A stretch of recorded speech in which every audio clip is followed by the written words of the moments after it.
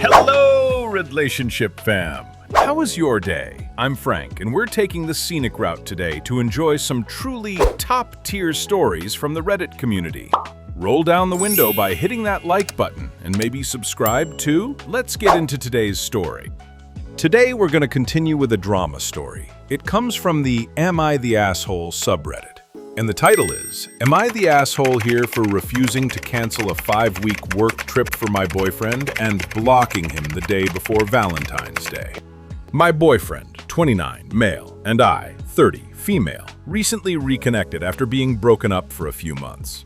The breakup involved a lot of insecurity and trust issues on his end, and me not being able to get over his initial lying about small things, but I have never cheated on him or given him a reason to distrust me.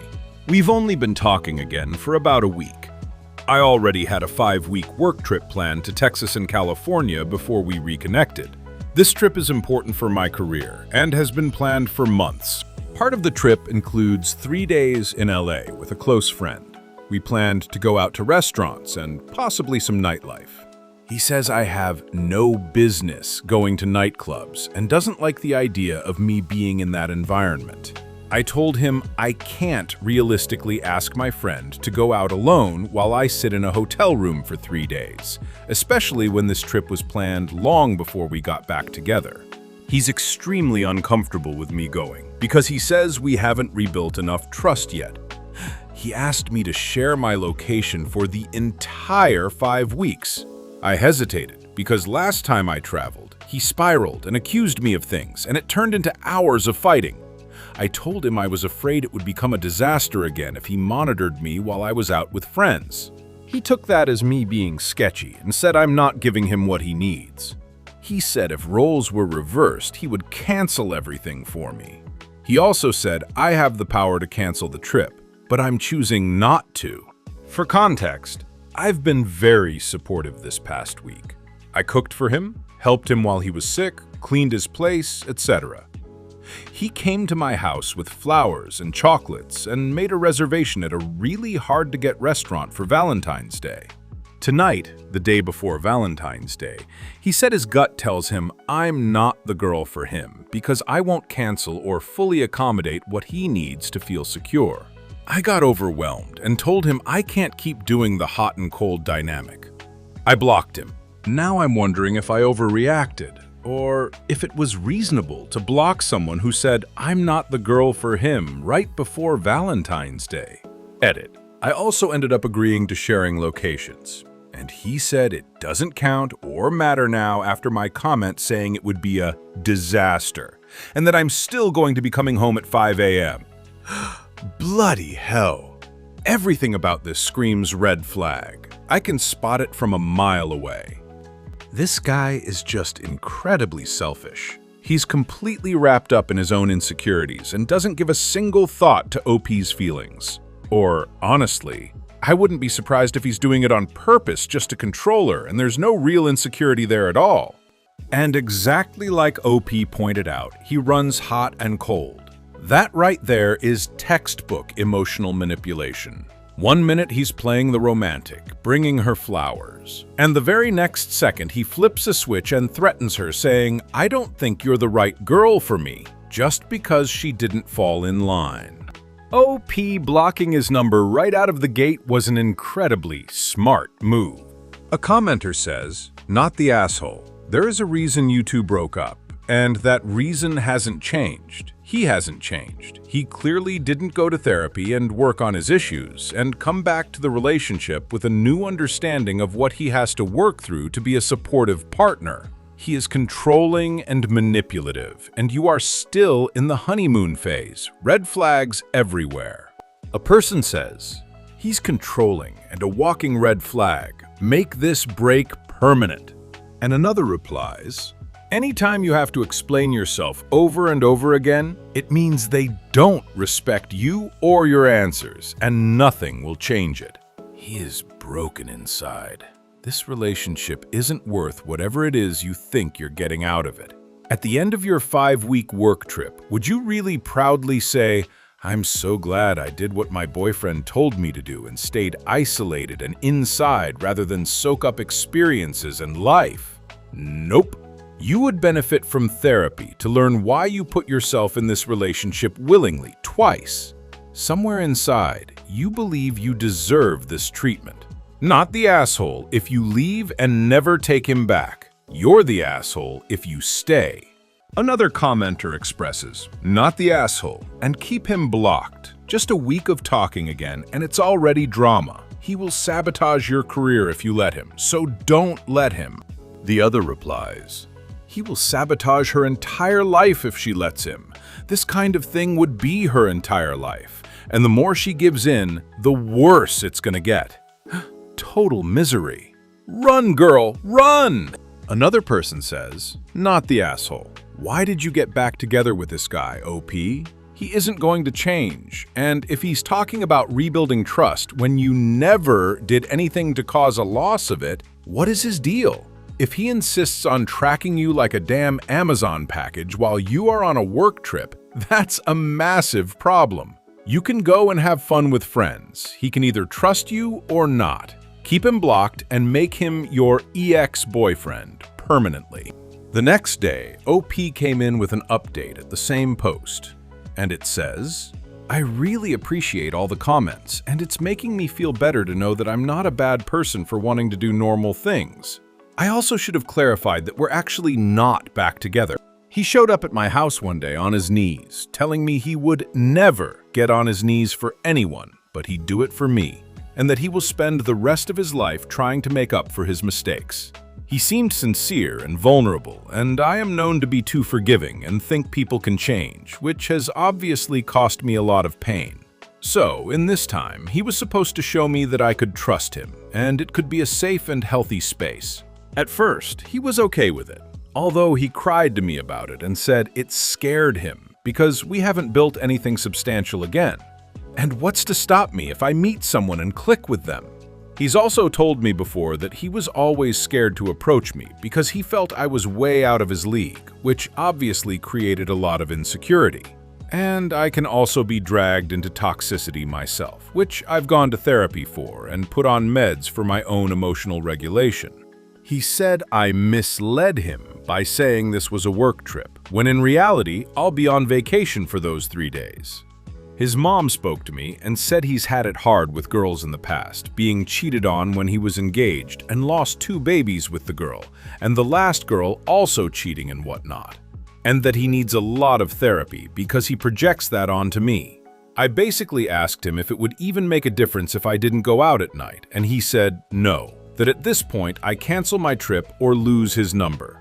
He also said that what I'm doing there for work is not that great, and I have a business here, and that I should just focus on that instead of this extra work that I'm trying to make more money from, because I explained that I have so many bills and it's been stressful for me lately. Of course, he does have great qualities, otherwise this would be a no-brainer. He's extremely thoughtful and kind to me, supportive, loyal, affectionate. Everything you'd want in someone, until he feels hurt or wronged. Then it all goes out the window.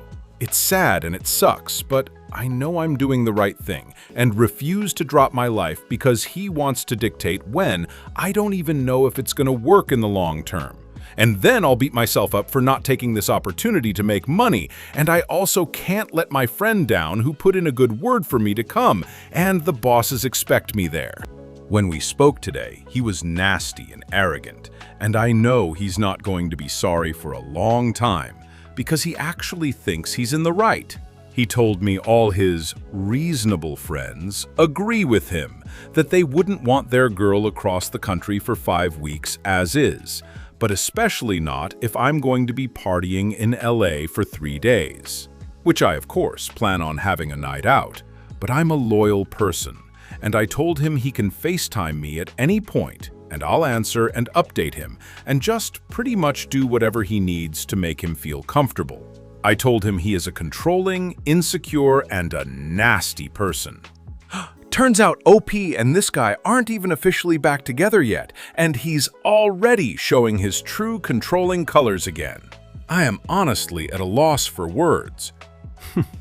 I just can't wrap my head around a 29-year-old grown man having his mother step in to make excuses for his love life, using some past tragedy to just brush off how selfishly he's acting right now. Look, we all have a past, we all have baggage, and we've all made mistakes. But weaponizing that baggage to drag down and control your new partner? That is just a really lousy way to treat somebody.